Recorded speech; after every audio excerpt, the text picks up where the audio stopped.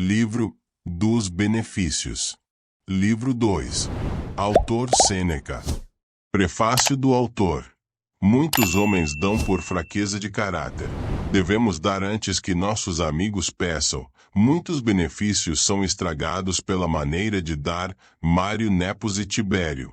Alguns benefícios devem ser dados secretamente. Não devemos dar o que seria prejudicial para o receptor. O presente de Alexandre de uma cidade.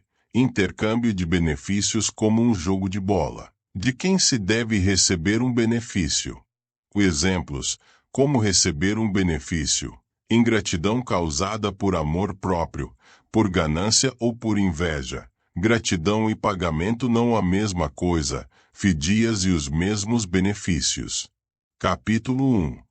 Deixe-nos considerar, grande liberaliz, o que ainda permanece da parte mais adiantada do assunto, de que forma um benefício deve ser concedido.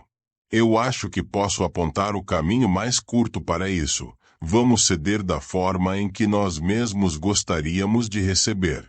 Acima de tudo, devemos dar de bom grado, rapidamente e sem qualquer hesitação. Um benefício não agrada se estiver pendurado por muito tempo nas mãos do doador, se ele não estiver disposto a se separar dele, e o dá como se estivesse sendo roubado. Mesmo que algum atraso deva intervir, vamos, por todos os meios a nosso alcance, esforçar-nos para não parecer ter estado em dúvida sobre o fato de tê-lo dado.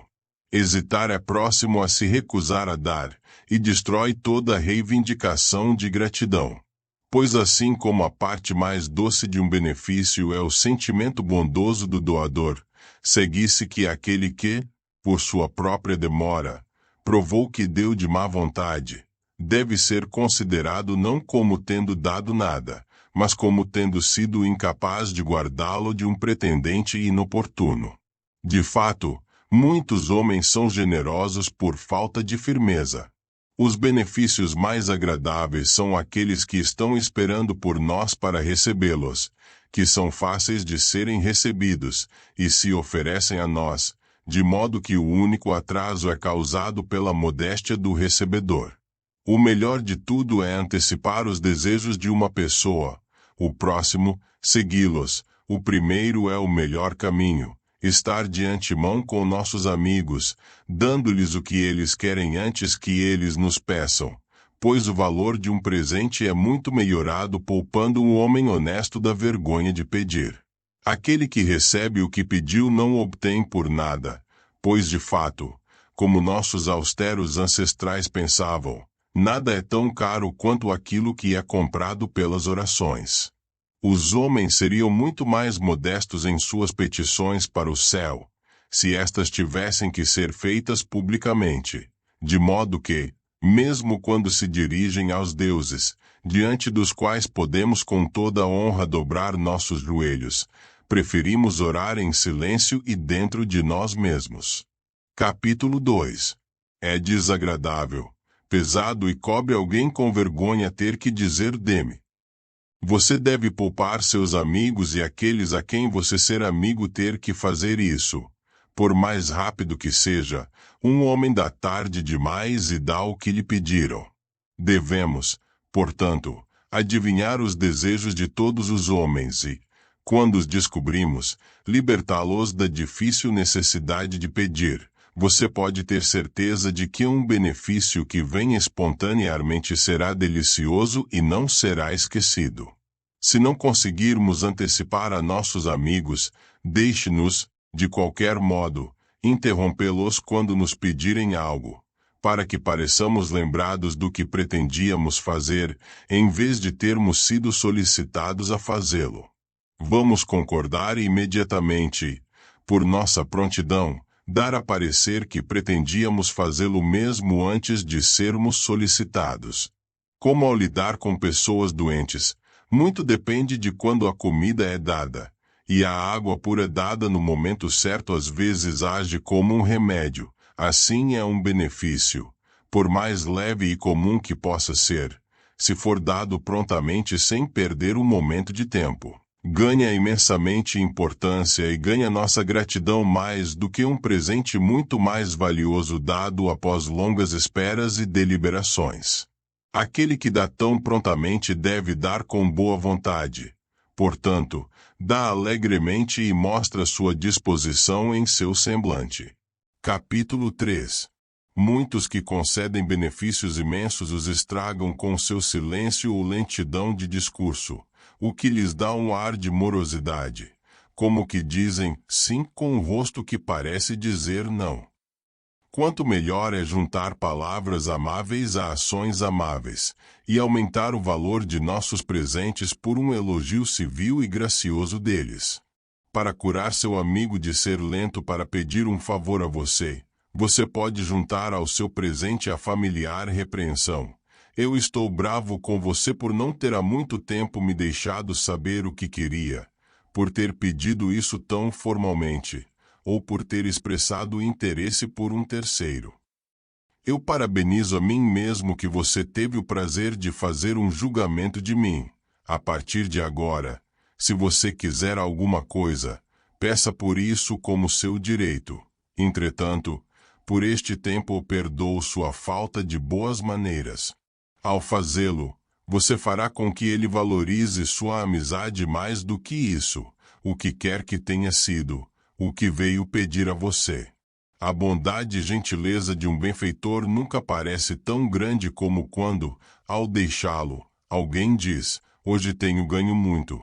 Estou mais feliz em achá-lo tão gentil do que se tivesse obtido muitas vezes mais disso por outros meios. Nunca poderia fazer um retorno adequado a esse homem por sua bondade. Capítulo 4. Muitos, no entanto, são aqueles que, por palavras duras e maneiras desdenhosas, fazem suas bondades odiosas, pois falando e agindo desdenhosamente, eles nos fazem nos arrepender que eles nos atenderam. Vários atrasos também acontecem depois de termos obtido uma promessa, e nada é mais doloroso do que ser forçado a pedir a mesma coisa que você já foi prometido.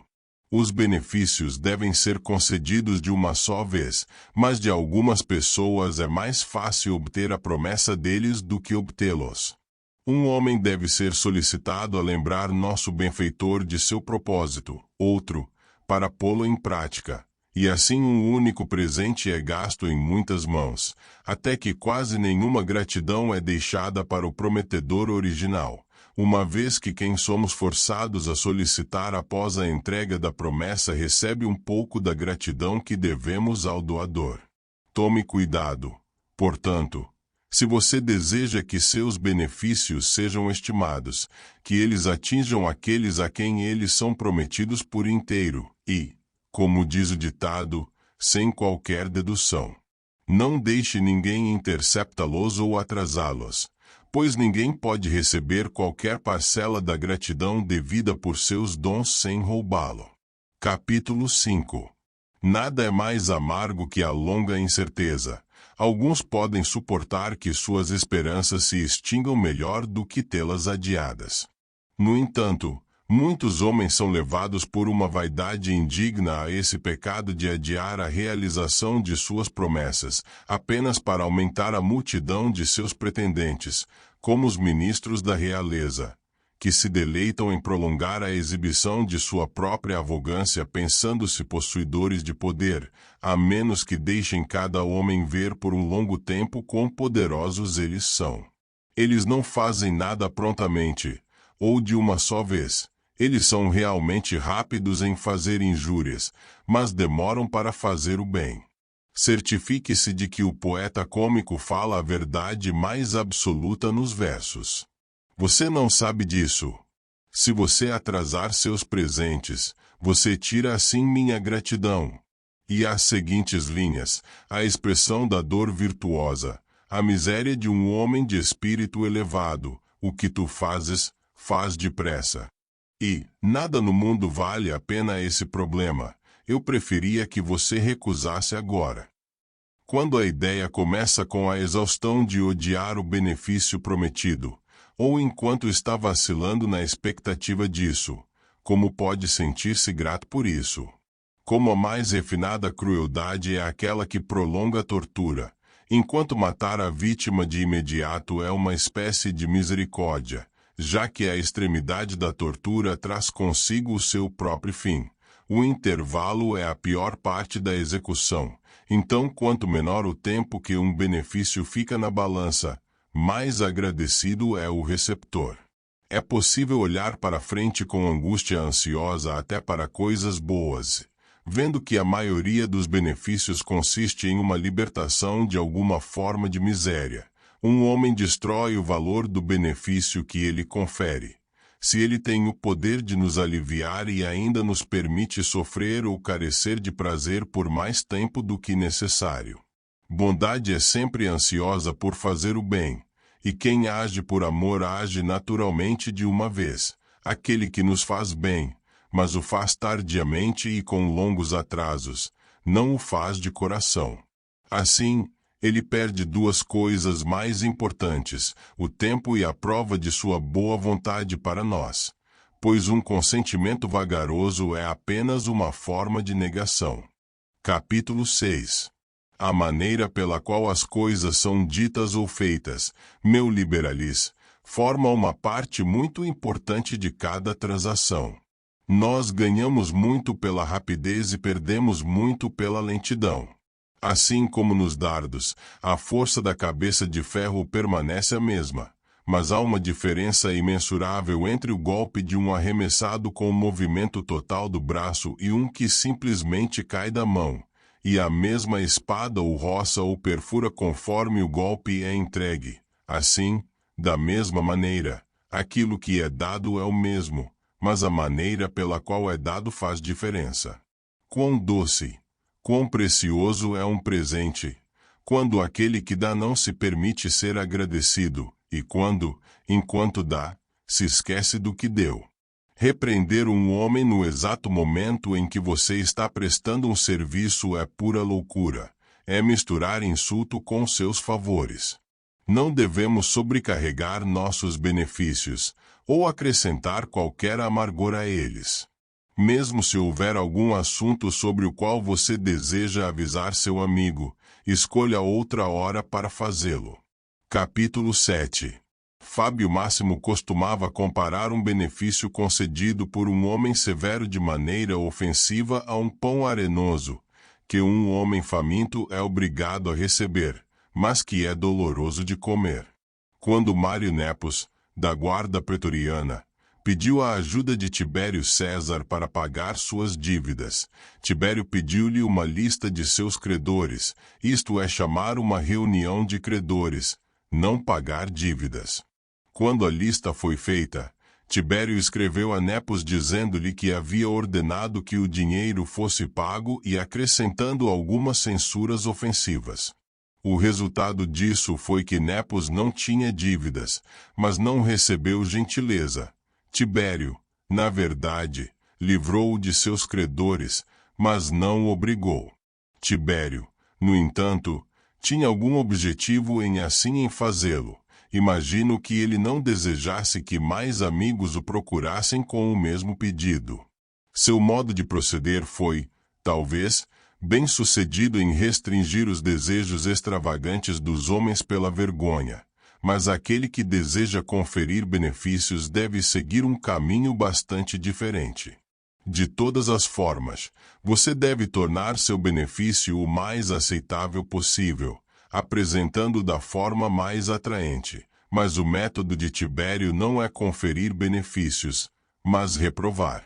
Capítulo 8. Além disso, se por acaso eu disser o que penso desta parte do assunto, não considero que seja apropriado a um imperador dar apenas para cobrir um homem com vergonha. E ainda, nos é dito, Tibério nem mesmo por este meio atingiu seu objetivo, pois depois disso muitas pessoas foram encontradas para fazer o mesmo pedido. Ele ordenou a todos eles que explicassem as razões de sua dívida perante o Senado, e quando eles fizeram isso, concedeu-lhes certas somas definidas de dinheiro.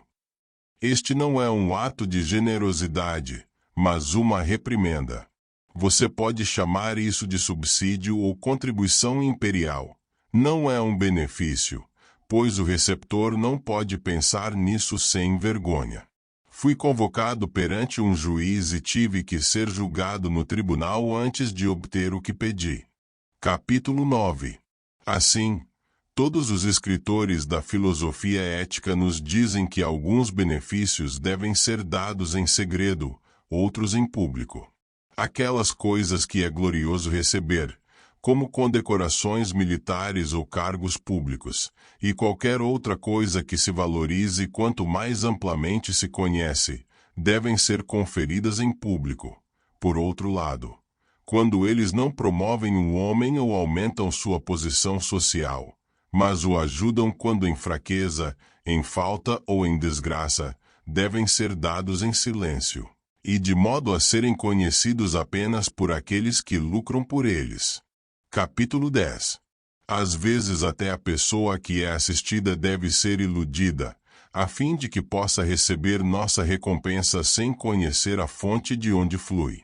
Dizem que Arcesilau tinha um amigo que era pobre, mas ocultava sua pobreza, que estava doente, ainda tentou esconder sua desordem, e que não tinha dinheiro para as despesas necessárias da existência. Sem o seu conhecimento, Arcesilau colocou um saco de dinheiro debaixo do travesseiro, para que essa vítima da falsa vergonha aparecesse e encontrar o que ele queria do que receber. O que, diz você, ele não deveria saber de quem ele recebeu? Sim. Deixe que ele não saiba a princípio. Se é essencial para sua bondade que ele não o faça. Depois, farei tanto por ele e lhe darei tanto que ele perceberá quem foi o doador do benefício anterior. Ou, melhor ainda, que ele não saiba que recebeu alguma coisa, desde que eu saiba que a dei. Isso, você diz, é obter muito pouco retorno para a bondade de alguém. Verdade. Se é um investimento do qual você está pensando, mas se for um presente, deve ser dado da maneira que será mais útil para o receptor. Você deve estar satisfeito com a aprovação de sua própria consciência. Senão, você não se deleita em fazer o bem, mas em ser visto fazer o bem. Por tudo isso, diz você, eu gostaria que ele soubesse disso. É um devedor que você procura. Por tudo isso, eu gostaria que ele soubesse disso. O que, embora seja mais útil, mais meritório, mais agradável para ele não conhecer o seu benfeitor, você não consentirá em ficar de lado. Eu gostaria que ele soubesse. Então, você não salvaria a vida de um homem no escuro. Não nego que, sempre que o assunto admite, é preciso levar em consideração o prazer que recebemos da alegria do receptor de nossa bondade, mas se ele precisa da ajuda e se envergonhar de recebê-la, se o que nós lhe concedemos doer, a menos que seja escondido, deixo de divulgar meus benefícios. Porque não devo deixar de sugerir que dei a ele alguma coisa, quando a primeira e mais essencial regra é nunca censurar um homem com o que você fez por ele e nem mesmo lembrá-lo disso. A regra para o doador e recebedor de um benefício é que aquele deve imediatamente esquecer que ele deu, o outro nunca deve esquecer que ele o recebeu. Capítulo 11. Uma referência constante aos próprios serviços prejudica os sentimentos de nossos amigos. Como o homem que foi salvo da proscrição sob o triunvirato por um dos amigos de César, e depois achou impossível suportar a arrogância de seu salvador, ele queria gritar, devolvam-me a César. Quanto tempo você vai continuar dizendo, eu lhe salvei, arrebatei-lhe das garras da morte? Isso é realmente a vida, se eu me lembrar disso por minha vontade, mas a morte se eu me lembrar dela pela sua. Não lhe devo nada se você me salvou apenas para ter alguém para apontar. Quanto tempo você quer me guiar? Quanto tempo você pretende me proibir de esquecer minha aventura? Se eu tivesse sido um inimigo derrotado, teria sido levado em triunfo apenas uma vez. Não devemos falar dos benefícios que conferimos, lembrar os homens deles é pedir-lhes para devolvê-los. Não devemos impor-los ou recordar a memória deles. Você deve apenas lembrar um homem do que você lhe deu dando-lhe outra coisa. Não devemos nem mesmo contar aos outros nossas boas ações. Aquele que confere um benefício deve ser silencioso, deve ser informado pelo receptor. Caso contrário, você pode receber a mesma retorta que foi feita a um desses que estava em toda parte se vangloriando do benefício que havia conferido. Você não negará, disse a vítima, que você recebeu um retorno por isso. Quando? Perguntou ele. Muitas vezes, disse o outro, e em muitos lugares, isto é, onde e quando você contou a história. Que necessidade há para você falar e tomar a função que pertence a outro? Há um homem que pode contar a história de uma forma muito mais a seu crédito, e assim você ganhará glória por não a ter dito você mesmo. Você me consideraria ingrato se, através do seu próprio silêncio, ninguém soubesse do seu benefício. Longe de fazê-lo, mesmo que alguém conte a história em nossa presença, devemos responder, ele realmente merece muito mais do que isso, e estou ciente de que até agora não fiz grandes coisas para ele, embora eu desejasse fazer isso. Isto não deve ser dito de brincadeira, nem ainda com aquele ar pelo qual algumas pessoas repelem aqueles a quem eles desejam atrair. Além disso, devemos agir com a maior polidez em relação a essas pessoas. Se o fazendeiro parar de trabalhar depois de colocar a semente, perderá o que semeou. É somente por grandes labutas que as sementes são levadas a produzir uma colheita. Nenhuma planta produzirá frutos a menos que seja cuidada com igual cuidado do começo ao fim. E a mesma regra se aplica aos benefícios. Pode algum benefício ser maior do que aqueles que as crianças recebem de seus pais? No entanto, esses benefícios são inúteis se forem abandonados quando jovens, se o piedoso cuidado dos pais não vigiar por muito tempo o benefício que eles concederam. Assim é com outros benefícios, a menos que você os ajude, você os perderá. Pois dar não é suficiente, você deve promover o que você deu. Se você deseja que alguém tenha a obrigação de ser grato a você, você não deve meramente conferir benefícios a ele, mas você também deve amá-lo. Acima de tudo, como eu disse antes, poupe suas orelhas, você os cansará se os lembrar de sua bondade, se os reprovar, os fará odiá-lo. O orgulho deve acima de tudo ser evitado quando você confere um benefício. Porque você precisa do ar desdenhoso ou frases inchadas. O ato em si lhe exaltará. Vamos evitar vangloriadores, vamos ficar em silêncio e deixar que nossas ações falem por nós. Um benefício conferido com arrogância não só não ganha gratidão, mas causa antipatia. Capítulo 12. Caio César concedeu a Pompeu Penu sua vida, isto é, se não tirar a vida seja concedê-la. Depois, quando Pompeu foi libertado e voltou graças a ele, estendeu o pé esquerdo para ser beijado. Aqueles que desculpam essa ação e dizem que isso não foi feito por arrogância, dizem que ele queria mostrar-lhe um dourado, ou melhor, um chinelo de ouro cravejado de pérolas. Bem, dizem eles, que desgraça pode haver em um homem de posição consular beijando ouro e pérolas, e que parte do corpo inteiro de César seria menos profanação beijar. Então, aquele homem, cujo objetivo era transformar um Estado livre em um despotismo persa, não ficou satisfeito quando o senador, um homem idoso, que ocupou os mais altos cargos no Estado, se prostrou diante dele na presença de todos os nobres, assim como os vencidos se prostram diante de seu conquistador. Ele descobriu um lugar abaixo de seus joelhos até o qual ele poderia empurrar a liberdade. O que é isso? Se não esmagar a comunidade, e ainda com o pé esquerdo, embora você possa dizer que esse ponto nada significa. Não foi um ultraje suficientemente sujo e frenético para o imperador sentar-se no júri de um cônsul usando chinelos. Ele precisou empurrar seus sapatos no rosto de um senador. Capítulo 13. Ó orgulho, a mais tola falta da grande sorte. Quão agradável é não tirar nada de ti. Como você transforma todos os benefícios em ultrajes.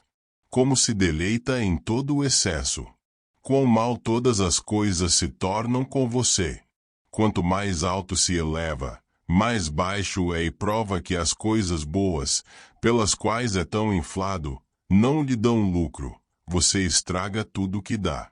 Vale a pena perguntar por que é que o orgulho, assim, se sacode e muda a forma e a aparência de seu semblante, de modo que prefere uma máscara ao seu próprio rosto. É agradável receber presentes quando eles são conferidos de uma maneira bondosa e gentil. Quando o superior em dar-los não se exalta sobre mim, mas mostra o máximo de bom sentimento possível, colocando-se em nível comigo, dando sem desfile e escolhendo uma ocasião em que eu me alegre com a ajuda dele, em vez de esperar até que eu esteja na mais amarga necessidade.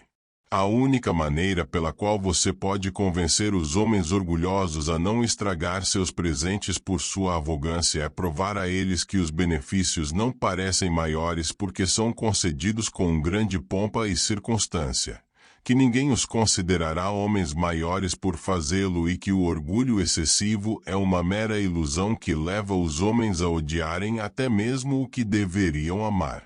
Capítulo 14. Há algumas coisas que ferem aqueles que as recebem, coisas que não é um benefício dar, mas reter. Devemos, portanto, considerar a utilidade do nosso presente e não o desejo do peticionário de recebê-lo, porque muitas vezes ansiamos por coisas prejudiciais e somos incapazes de discernir o quanto são ruinosas porque nosso julgamento é influenciado por nossos sentimentos. Quando, porém, o desejo é passado, quando aquele impulso frenético que domina nosso bom senso já passou, abominamos aqueles que nos deram presentes prejudiciais.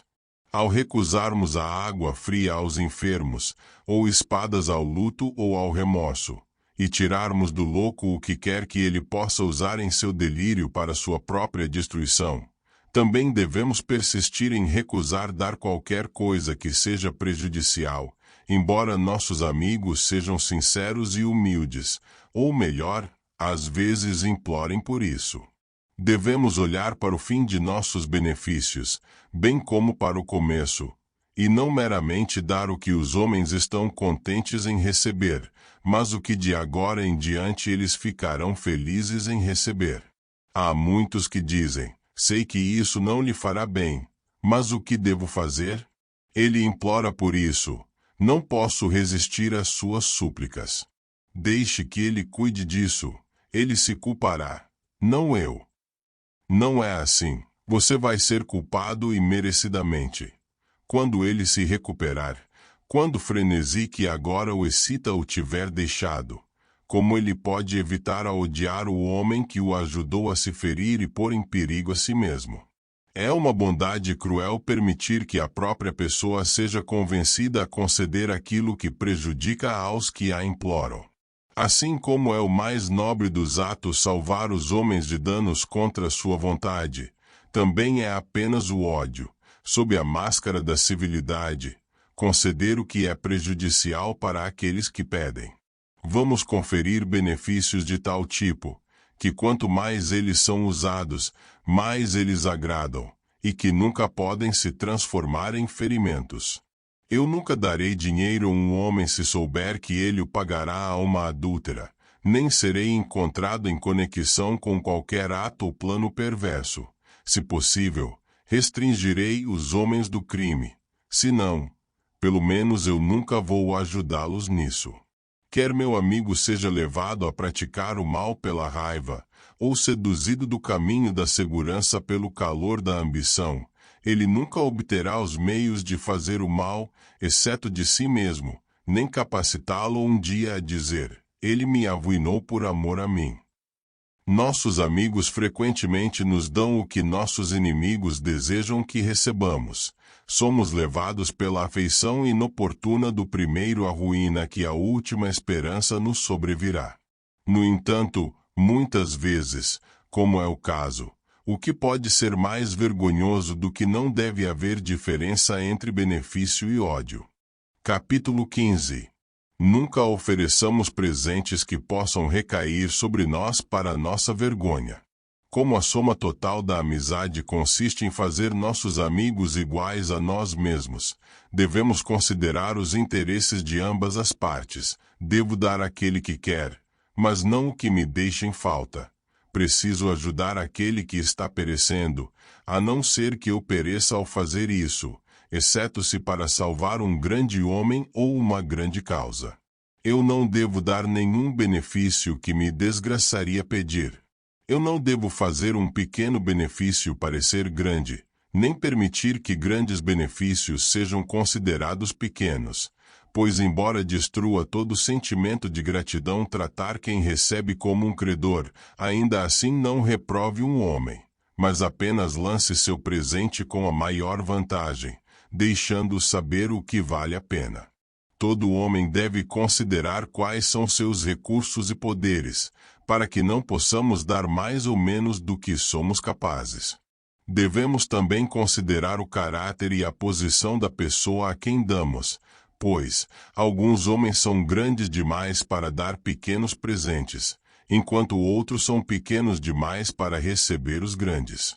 Compare, portanto, o caráter tanto do doador quanto do receptor, e pondere o que você dá entre os dois, cuidando para que o que é dado não seja nem muito penoso nem muito trivial para o doador, nem ainda para o receptor.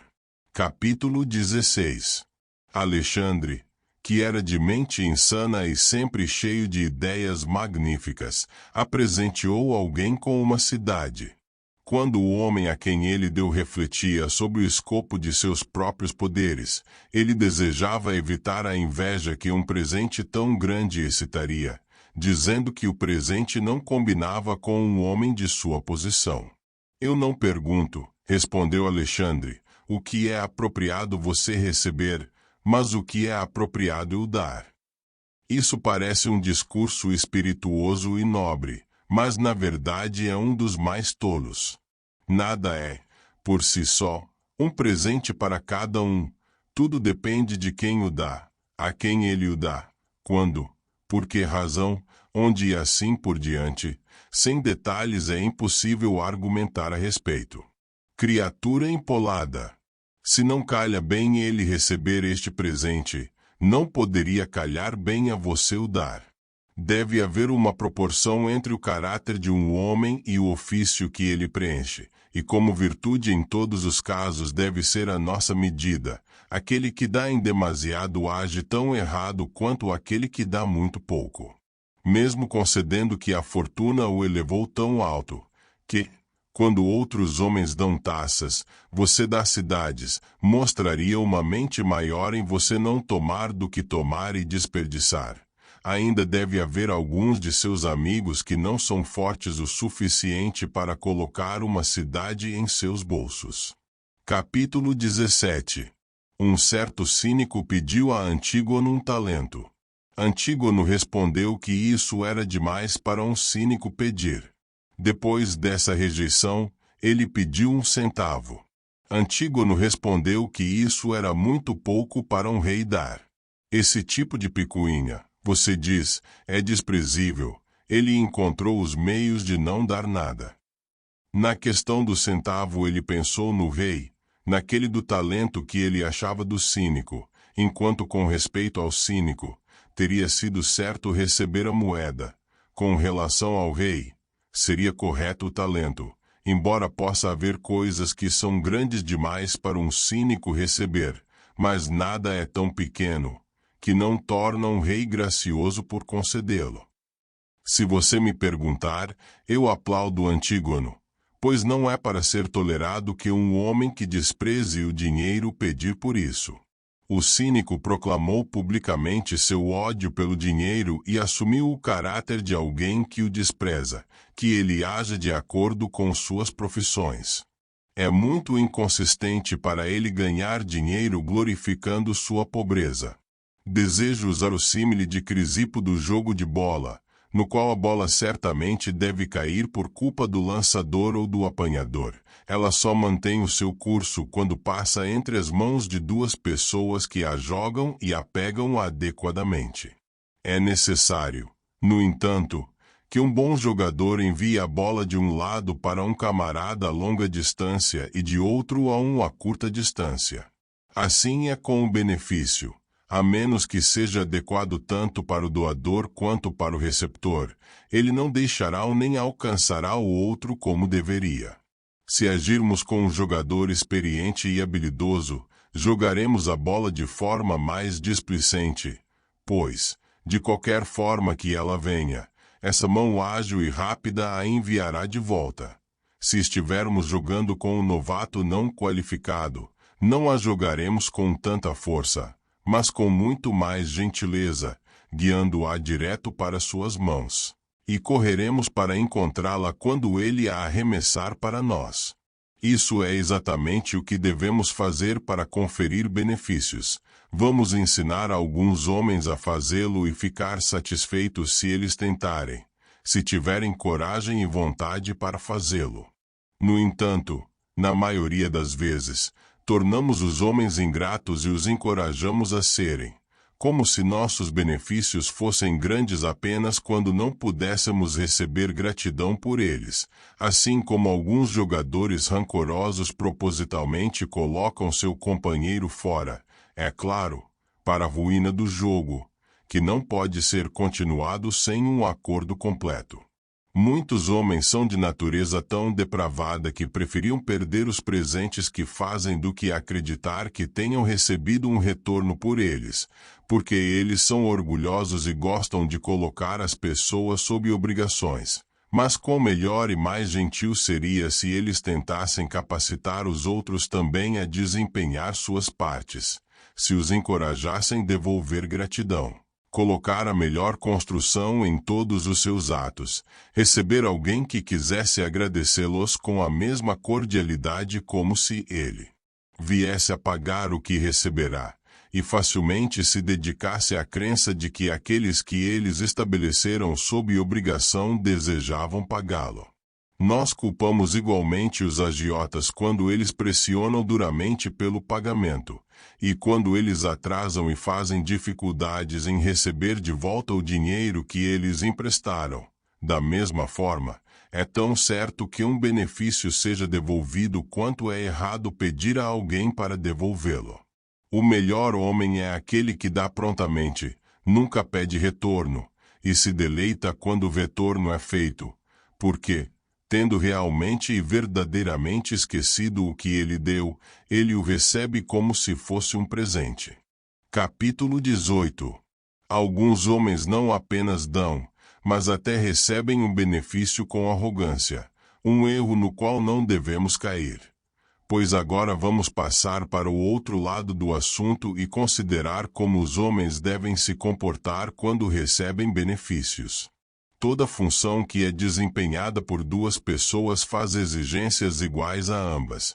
Depois de considerar o que um pai deveria ser, você perceberá que resta uma tarefa igual. Há de considerar o que um filho deveria ser. O marido tem certos deveres, mas os de uma esposa não são menos importantes. Cada um deles dá e recebe igualmente, e cada um exige uma regra de vida semelhante, que, como observa Caton, é difícil de seguir. Na verdade, é difícil para nós alcançar a virtude, ou mesmo para qualquer coisa que se aproxime da virtude. Não devemos apenas agir virtuosamente, mas fazê-lo com base em princípios. Devemos seguir esse guia por toda a vida e fazer tudo, grande ou pequeno, de acordo com seus ditames, de acordo com a virtude que devemos dar e receber. Agora ela vai declarar no início que não devemos receber benefícios de todos os homens. De quem, então, devemos recebê-los? Para responder-lhe brevemente, devo dizer, daqueles a quem demos. Vamos considerar se não devemos ser ainda mais cuidadosos na escolha de quem iremos dever do que a quem devemos dar. Pois mesmo supondo que nenhum resultado desagradável deva resultar, e muito sempre acontece, ainda assim é uma grande miséria agradecer um homem a quem você não deseja estar sob uma obrigação, considerando que é muito agradável receber um benefício de alguém a quem você pode amar, mesmo depois dele ter lhe ofendido. E quando o prazer que você sente em sua amizade é justificado pelas fundações nas quais ela se baseia. Nada é mais miserável para um homem modesto e honrado do que sentir que é seu dever amar alguém que não lhe agrada amar. Devo constantemente lembrar-lhe que não falo de homens sábios, que sentem prazer em tudo o que é seu dever, que têm seus sentimentos sob o comando, e são capazes de estabelecer qualquer lei que agrade a si mesmo e mantê-la, mas que eu falo de seres imperfeitos que lutam para seguir o caminho certo, que muitas vezes têm dificuldade em dobrar suas paixões à sua vontade. Portanto, devo escolher o homem de quem aceito um benefício. De fato, devo ser mais cuidadoso na escolha de meu credor por um benefício do que por dinheiro, pois tenho apenas de pagar ao último, tanto quanto recebi dele. Quando pagar, estou livre de toda obrigação, mas para o outro eu devo pagar mais, e mesmo depois de ter pago sua gentileza, permanecemos conectados, pois quando paguei minha dívida, eu deveria renová-la, enquanto nossa amizade permanece intacta. Assim, como não devo fazer de um homem indigno meu amigo, não devo admitir um homem indigno naquele laço santíssimo de gratidão pelos benefícios, do qual surge a amizade. Você responde, nem sempre posso dizer não. Às vezes preciso receber um benefício mesmo contra a minha vontade. Suponha que eu recebesse algo de um tirano cruel e facilmente ofendido, que consideraria uma afronta se sua generosidade fosse desprezada. Eu não aceito isso. Suponha que foi oferecido por um pirata, ou um bandido, ou um rei do temperamento de um pirata ou bandido. O que devo fazer? Tal homem não é um objeto digno para eu dever um benefício. Quando digo que você deve escolher, eu digo salvo força maior, que destrói todo o poder de escolha. Se você é livre, se está com você decidir se quer ou não, então você vai usar sua própria mente e decidir se vai receber um presente de um homem ou não. Mas se a sua posição impossibilitar a escolha, tenha certeza de que você não recebe um presente. Você meramente obedece às ordens. Ninguém incorre em qualquer obrigação ao receber o que não estava em seu poder recusar. Se você quiser saber se eu quero ou não, arranjo as coisas para que eu tenha o poder de dizer não. Mas suponha que ele tenha lhe dado sua vida. Não importa qual seja o presente, a menos que seja dado e recebido com boa vontade. Você não é meu preservador porque salvou minha vida. O veneno às vezes age como remédio, mas não é por isso considerado saudável. Algumas coisas nos beneficiam, mas não nos obrigam. Por exemplo, um homem que pretendia matar um tirano, cortou com sua espada um tumor do qual padecia. Ainda assim, o tirano não lhe mostra gratidão porque, ao feri-lo, curara uma doença que os cirurgiões temiam se intrometer. Capítulo 19. Você vê que a coisa em si não é de muita importância, porque não é considerada um benefício, se você faz o bem quando pretende fazer o mal. Nesse caso, o benefício é feito por acaso, o homem fez mal. Eu vi um leão no anfiteatro, que reconheceu um dos homens que lutava com animais selvagens, que outrora tinha sido seu guardião, e o protegeram contra os ataques dos outros animais. Estamos, então, a dizer que essa assistência do bruto foi um benefício. De maneira nenhuma, porque não pretendia fazê-lo, e não o fez com boas intenções. Você pode classificar o leão e seu tirano juntos. Cada um deles salvou a vida de um homem, mas nenhum deles conferiu um benefício. Porque não é um benefício ser forçado a receber nem é um benefício estar sob uma obrigação para com um homem a quem não desejamos estar endividados. Você deve primeiro me dar liberdade pessoal de decisão e, em seguida, seu benefício. Capítulo 20. A questão foi levantada: se Marco Bruto deveria ter recebido sua vida das mãos de Júlio César, que, ele decidiu, deveria ser condenado à morte. Quanto aos motivos em que ele o matou, eu os discutirei em outro lugar, pois, em minha opinião, ele era em outros aspectos um grande homem. Nisso ele parece estar completamente errado e não ter seguido as máximas da filosofia estoica. Ele deve ter temido o nome de rei, embora um estado prospere melhor sob um bom rei. Ou ele deve ter esperado que a liberdade pudesse existir em um estado onde alguns tinham tanto a ganhar reinando, e outros tinham tanto para ganhar tornando-se escravos. Ou, novamente, ele deve ter suposto que seria possível restaurar a antiga Constituição depois que todas as maneiras antigas tivessem sido perdidas, e que os cidadãos poderiam continuar a possuir direitos iguais, ou as leis permanecessem invioladas, em um estado em que ele viu tantos milhares de homens lutando para decidir, não se deveriam ser escravos ou livres, mas qual mestre deveriam servir. Quão esquecido ele parece ter sido, tanto da natureza humana quanto da história de seu próprio país, ao supor que quando um déspota é destruído, outro do mesmo temperamento não tomaria seu lugar. Embora tantos reis tivessem movido por um raio e espada, um Tarquínio foi encontrado para reinar. No entanto, Bruto acertou em receber sua vida de César, embora não estivesse obrigado a considerar César como seu pai. Pois foi por um erro que César chegará a estar em condições de conceder esse benefício. Um homem não salva sua vida por não lhe matar, nem confere um benefício, mas apenas lhe dá a sua baixa. A baixa aludida é aquela que é concedida no espancado de um par de gladiadores, quando seu duelo não é até a morte. Capítulo 21. Parece oferecer mais oportunidade de debate e considerar o que um cativo deve fazer se um homem de vícios abomináveis lhe oferece o preço de seu resgate. Devo me permitir ser salvo por um desgraçado. Quando seguro, que recompensa posso fazer para ele? Eu vou morar com uma pessoa infame. No entanto, não devo viver com meu Salvador. Eu vou lhe dizer minha opinião. Eu aceitaria dinheiro, mesmo de tal pessoa, se fosse para salvar minha vida. No entanto, eu só aceitaria isso como um empréstimo, não como um benefício.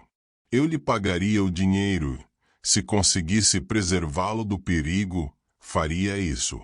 Quanto à amizade, que só pode existir entre iguais, não me condescenderia em ser amigo desse homem, nem o considero como meu salvador, mas apenas como um emprestador de dinheiro, a quem só posso pagar o que peguei emprestado.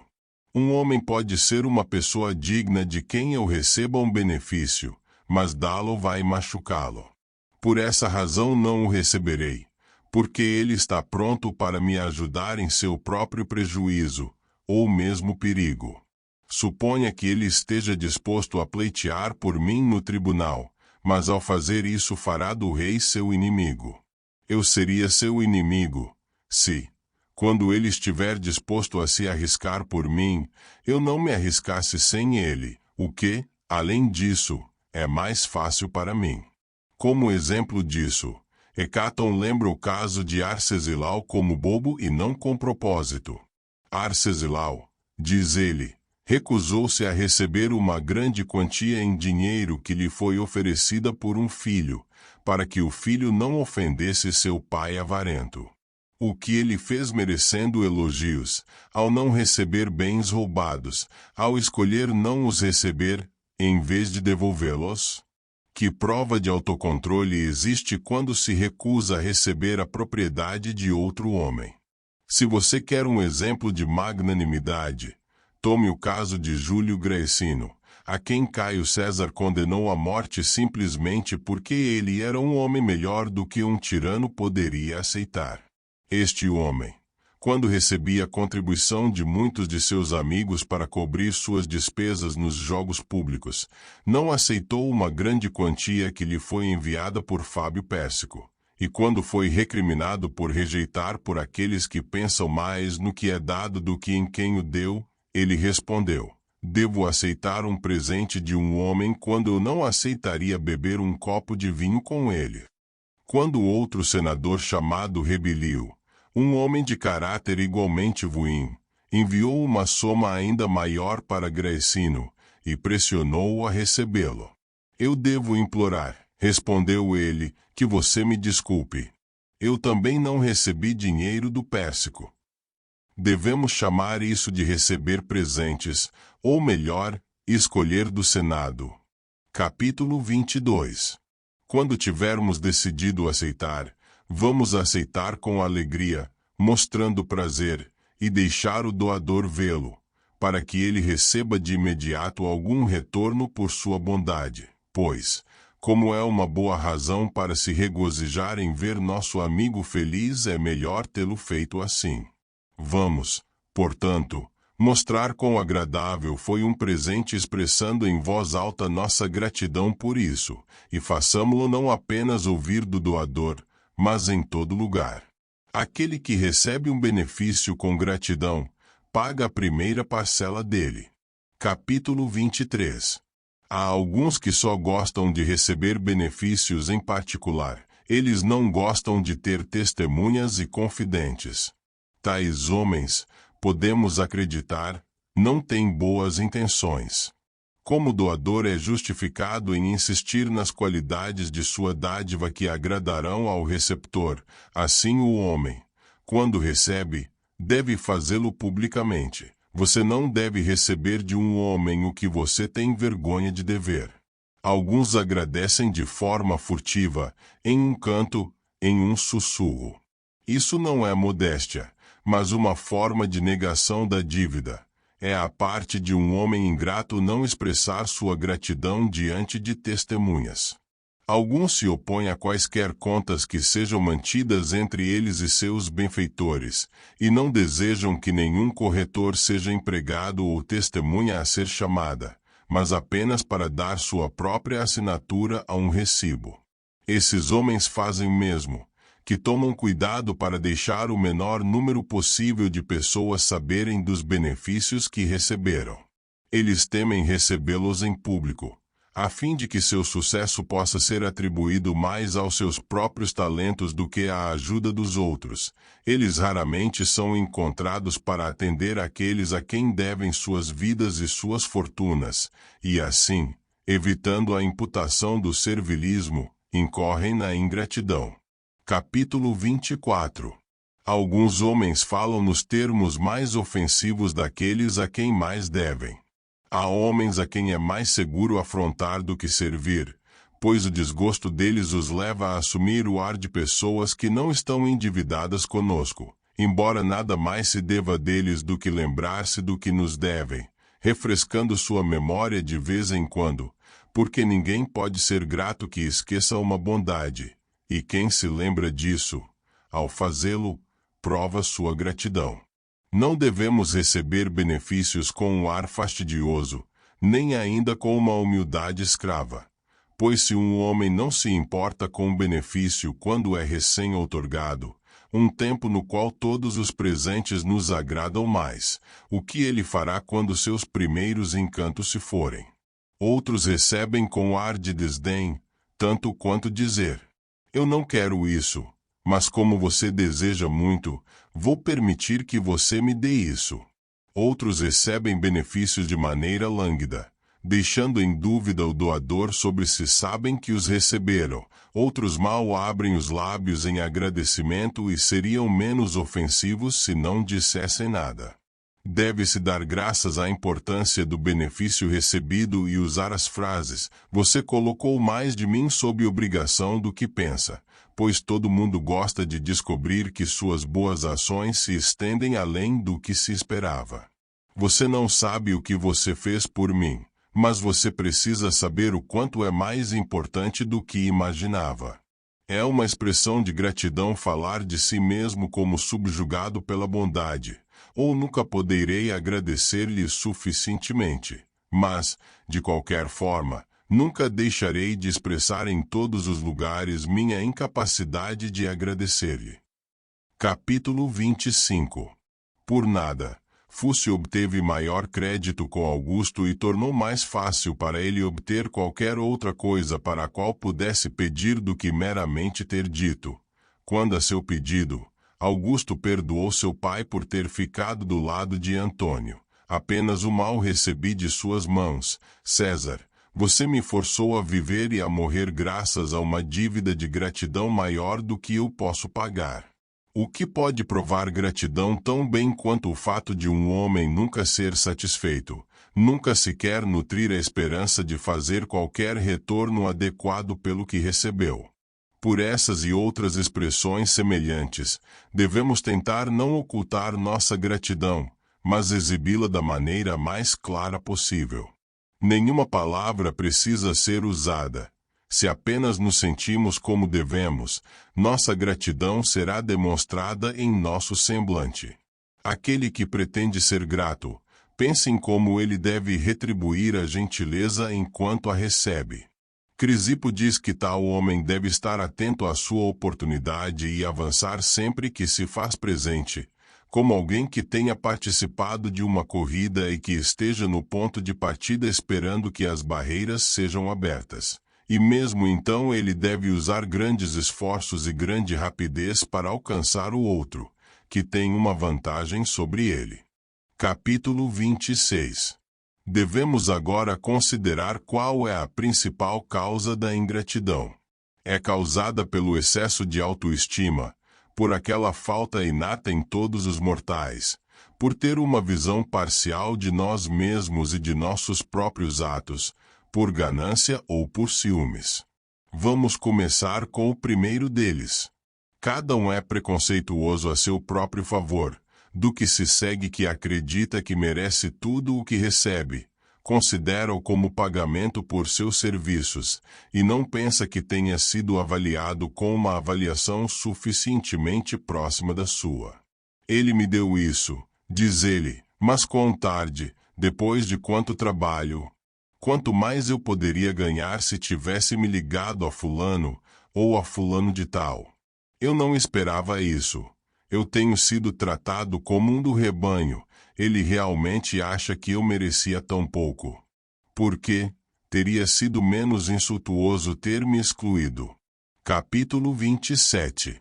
Cneo Lentulus, que antes que seus libertos o reduzissem à pobreza, era um dos homens mais ricos, que se via possuidor de uma fortuna de 400 milhões, eu digo deliberadamente, se via, porque ele nunca fez mais do que se ver, era tão estéril e desprezível no intelecto quanto no espírito. Embora muito avarento, ele era um orador tão fraco que achava mais fácil dar moedas aos homens do que palavras. Este homem, que devia toda a sua prosperidade ao falecido imperador Augusto, a quem ele trouxera apenas a pobreza, sobrecarregado com um nome nobre, quando se tornará o chefe em Roma, tanto em riqueza como em influência, costumava às vezes para reclamar que Augusto havia interrompido seus estudos jurídicos, observando que não receberá nada parecido com o que perderá desistindo do estudo da eloquência. No entanto, a verdade era que Augusto, além de carregá-lo com presentes, libertara-o da necessidade de se ridicularizar trabalhando numa profissão em que nunca poderia ter sucesso. A ganância não permite que ninguém seja grato, pois o que é dado nunca é igual aos seus desejos desprezíveis, e quanto mais recebemos, mais cobiçamos. Pois a avareza é muito mais ansiosa quando tem de lidar com grandes acumulações de riqueza, assim como o poder de uma chama é enormemente maior em proporção ao tamanho do fogo da qual brota. A ambição, da mesma maneira, não faz sofrer homem algum por satisfação com honras públicas ao ganhar o que antes era o limite de sua mais selvagem esperança. Ninguém é grato por se tornar tribuno, mas resmunga por não ter sido imediatamente promovido ao cargo de pretor. Nem é grato por isso se o consulado não se seguir, e mesmo isso não o satisfaz se ele for cônsul apenas uma vez. Sua ganância já se estende ainda mais, e ele não entende a grandeza de seu sucesso, porque sempre anseia o ponto em que visa, e nunca se volta para onde começou. Capítulo 28. Um vício mais violento e angustiante do que qualquer um destes é o ciúme que nos perturba sugerindo comparações. Ele me deu isso, mas ele deu mais para aquele homem, e ele deu a ele antes de mim. Depois disso ele não se solidariza com ninguém, mas empurra suas próprias reivindicações para o prejuízo de todos os outros.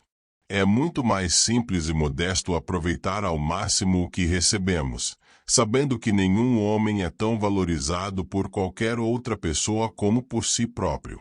Eu deveria ter recebido mais, mas não seria fácil para ele dar mais. Ele foi obrigado a distribuir sua generosidade entre muitas pessoas. Este é apenas o começo. Deixe-me estar contente, por minha gratidão, encorajá-lo a me mostrar mais favor. Ele não fez tanto quanto deveria, mas ele o fará com mais frequência. Ele certamente preferiu esse homem a mim, mas ele preferiu-me antes de muitos outros. Aquele homem não é meu igual em virtude ou em serviços, mas ele tem algum charme próprio. Reclamando eu não me farei merecer receber mais, mas tornar-me-ei indigno do que recebi. Mais tem sido dado aos homens maus do que me foi dado. O que significa isso? Quão raramente a fortuna mostra julgamento em sua escolha. Nós reclamamos todos os dias do sucesso dos homens maus. Muitas vezes o granizo perdoa as plantações dos maiores vilões e derruba as colheitas dos melhores homens. Todo homem tem que ter sua sorte, em amizade, assim como em tudo mais. Não há nenhum benefício tão grande que a maldade não consiga furá-lo, nenhum tão insignificante que não possa ser melhorado pela interpretação amigável. Jamais faltará assunto para reclamar se olharmos para os benefícios pelo lado errado. Capítulo 29.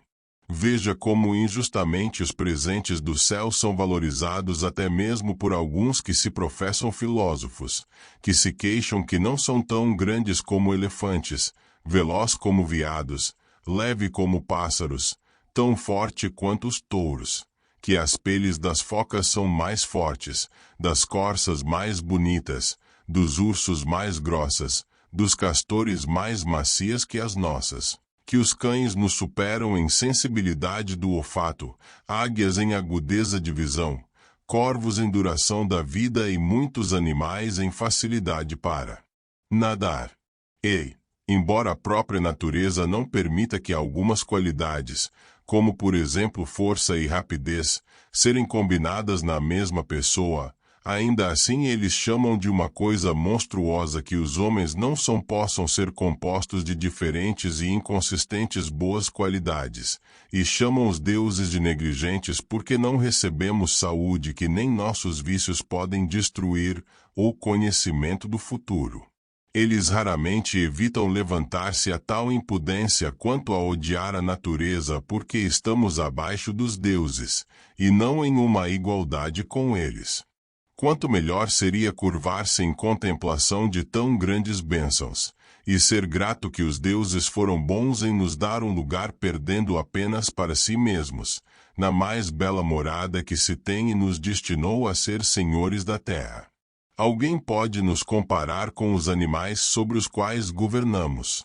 Nada nos foi negado, exceto o que não poderia ter sido concedido. Da mesma maneira, você que toma uma visão injusta do destino da humanidade, acha que a bênção que o Pai nos concedeu, o quão longe dos animais mais poderosos estamos. Recebemos tantas excelências, tantos ofícios, acima de tudo, a nossa mente, que pode perfurar de uma só vez tudo o que enfrenta, o que é mais ligeiro do que as estrelas em seus cursos, para que chegue à sua frente, no lugar que eles vão chegar depois muitas idades, e além disso, tantos frutos da terra, tanto tesouro.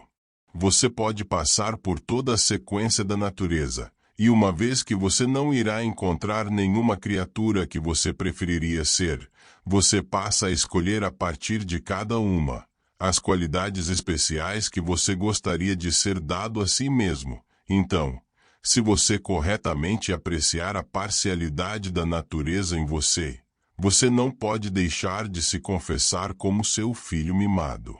Então é assim. Os deuses imortais até hoje sempre nos abraçaram e nos concederam a maior honra possível, um lugar mais próximo de si mesmos. De fato, recebemos grandes coisas, mas não grandes em demasia. Capítulo 30. Eu julguei necessário, meu amigo liberalis, declarar estes fatos, tanto porque quando se fala de pequenos benefícios, alguém deveria fazer menção ao maior, e também por causa desse vício desavergonhado e odioso de ingratidão, começando com este, transfere-se dele para todo o resto. Se um homem desprezar este, o maior de todos os benefícios, a quem ele sentirá gratidão, que presente ele considerará valioso ou que mereça ser devolvido, a quem ele será grato por sua segurança ou sua vida, se ele negar que ele recebeu dos deuses a existência que ele implora deles diariamente. Portanto, aquele que ensina os homens a serem gratos, defende a causa não apenas dos homens, mas também dos deuses, pois embora sejam colocados acima de todos os desejos, não podem estar em falta de nada, ainda assim podemos oferecer-lhes nossa gratidão. Ninguém está justificado em buscar uma desculpa para a ingratidão em sua própria fraqueza ou pobreza, ou em dizer, o que devo fazer, e como? Quando poderei pagar minha dívida para com meus superiores os senhores do céu e da terra? Por mais avarento que seja, é fácil dar-lhes graças, sem despesas. Por mais preguiçoso que seja, você pode fazê-lo sem trabalho. No mesmo instante em que recebeu sua dívida para com eles, se quiser pegá-los, faça o mesmo que qualquer um pode fazer, pois paga um benefício quem o recebe com boa vontade. Capítulo 31. Esse paradoxo da filosofia estoica, o qual retorna um benefício quem o recebe com boa vontade, é, na minha opinião, admirável ou incrível. Pois, se olharmos para tudo apenas do ponto de vista de nossas intenções, todo homem fez o que quis fazer, e desde a devoção filial, a boa-fé, a justiça e, em suma, toda virtude é completa em si mesma. Um homem pode ser grato na intenção, mesmo que não seja capaz de levantar a mão para provar sua gratidão. Sempre que um homem obtém o que ele visa, ele recebe o fruto do seu trabalho.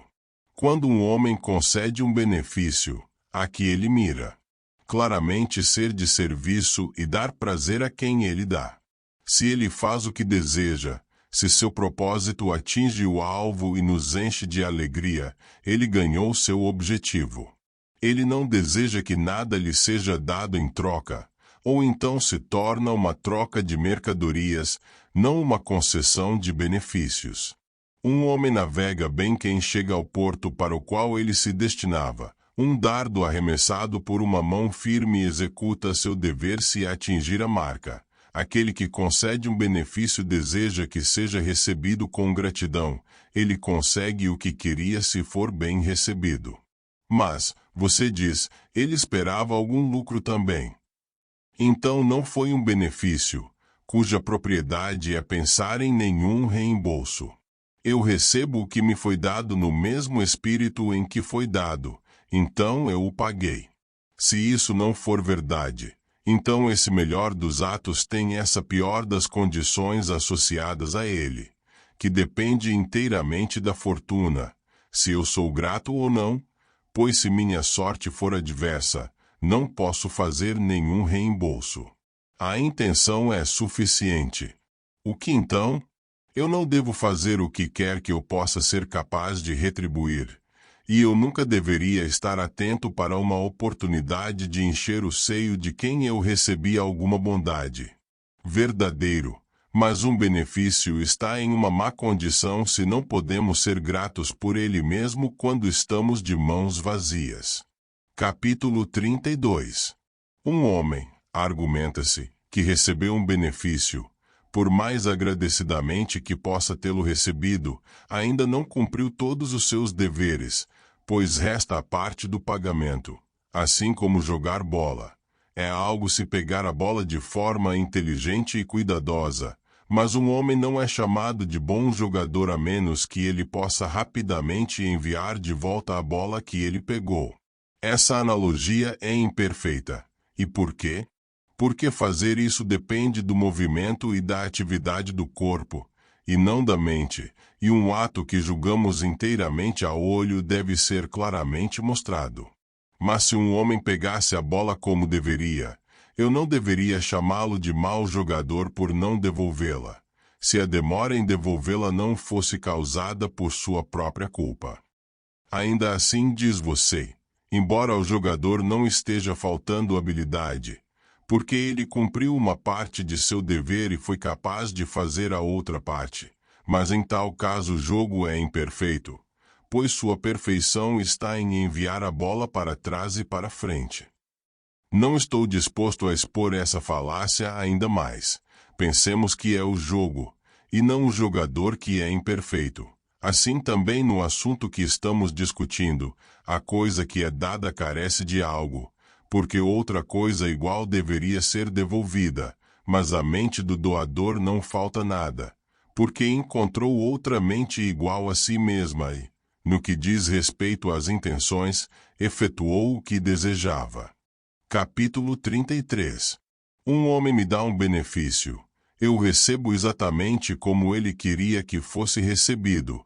Então ele obtém imediatamente o que ele queria, e a única coisa que ele queria, e, portanto, eu me provei grato. Depois disso, resta para mim desfrutar de meus próprios recursos, com a adição de uma vantagem conferida a mim por alguém a quem obriguei. Essa vantagem não é o restante de um serviço imperfeito, mas um acréscimo a um serviço aperfeiçoado. Por exemplo, Fídias faz uma estátua. Agora, o produto de uma arte é uma coisa e a de um comércio é outra. É o negócio da arte fazer a coisa que ele queria fazer, e a do comércio fazer isso com lucro. Fídias concluiu seu trabalho, embora não o venda. O produto, portanto, de seu trabalho é triplo. Há a consciência de tê-lo feito, que ele recebe quando seu trabalho é concluído. Existe a fama que ele recebe e, em terceiro lugar, a vantagem que ele obtém por influência, ou por vendê-lo, ou de outra forma. De maneira semelhante, o primeiro fruto de um benefício é a consciência dele, que sentimos quando o concedemos à pessoa que escolhemos. Em segundo e terceiro lugar, há o crédito que ganhamos ao fazê-lo, e há aquelas coisas que podemos receber em troca disso. Assim, quando um benefício é graciosamente recebido, o doador já recebeu gratidão, mas ainda não recebeu recompensa. O que devemos em troca é, portanto, algo à parte do benefício em si, pois pagamos pelo próprio benefício quando aceitamos com gratidão. Capítulo 34. O que, diz você, pode um homem pagar um benefício, embora ele não faça nada? Ele deu o primeiro passo, ofereceu-lhe uma coisa boa com bons sentimentos e, que é a característica da amizade, colocou vocês dois no mesmo pé. Em segundo lugar, um benefício não é reembolsado da mesma maneira que um empréstimo. Você não tem motivos para esperar que eu lhe ofereça qualquer pagamento.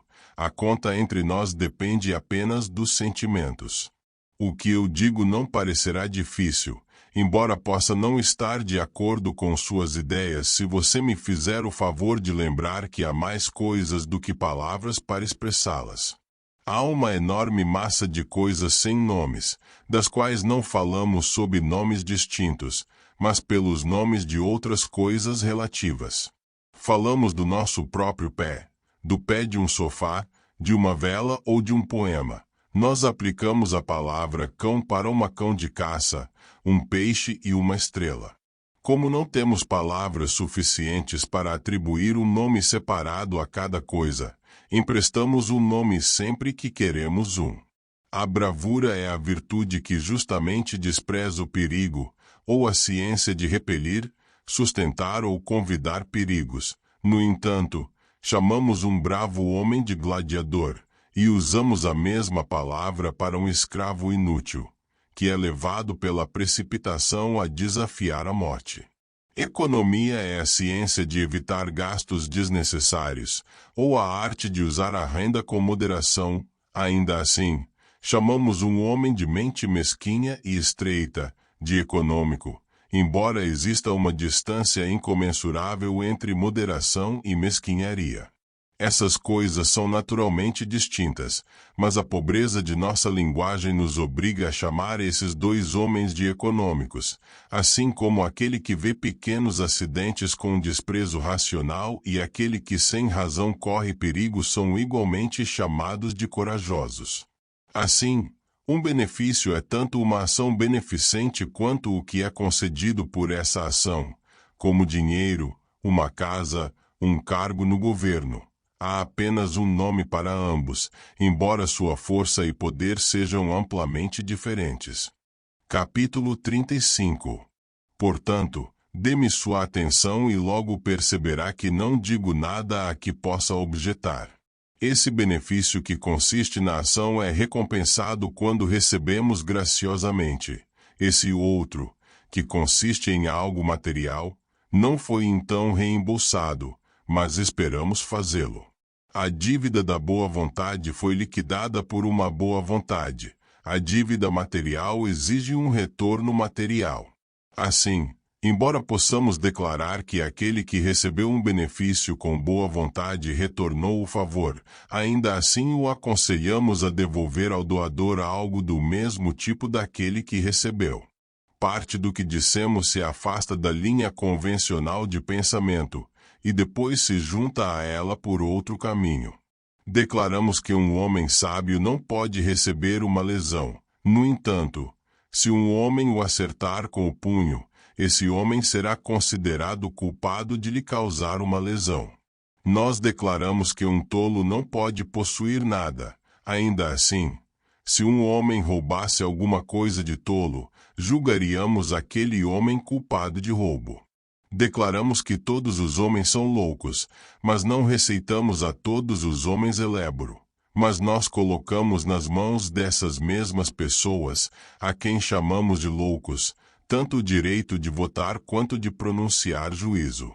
Da mesma forma, dizemos que um homem que recebeu um benefício com boa vontade retribuiu o favor, mas mesmo assim o deixamos em dívida, obrigado a pagá-lo mesmo que ele o tenha recompensado.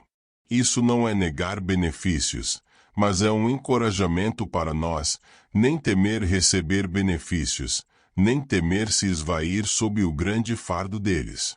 Boas coisas me foram dadas, eu fui preservado da fome, fui salvo da miséria da pobreza abjeta, minha vida, e o que é mais caro que a vida, minha liberdade, foi preservada.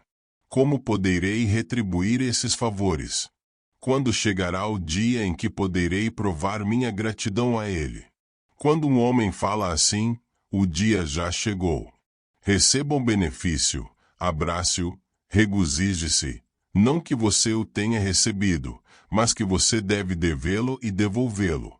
Então você nunca estará em perigo do grande pecado de ser ingrato por azar. Não vou enumerar quaisquer dificuldades para você, para que você não se desespere e desmaie diante da perspectiva de uma longa e laboriosa servidão. Não me refiro ao futuro, faça com os meios você tem em mãos. Você nunca será grato a menos que você seja direto. O que, então, você fará? Você não precisa pegar em armas, mas talvez tenha que fazê-lo. Você não precisa atravessar os mares, mas pode ser que você pague sua dívida, mesmo quando o vento ameaça soprar um vendaval. Você deseja devolver o benefício. Então receba-o graciosamente. Você então devolveu o favor. Não, na verdade, de modo que você possa pensar que você o pagou, mas para que você possa devê-lo com uma consciência mais tranquila. Parabéns por chegar até o final deste audiolivro. Nós gostaríamos que você compartilhasse o seu saber conosco, escrevendo nos comentários do vídeo sobre os assuntos abordados no livro, para podermos debater ideias, insights e sugestões. Se você gostou do livro, deixe seu like e inscreva-se no nosso canal para não perder nenhum audiolivro. Obrigado por fazer parte da nossa comunidade.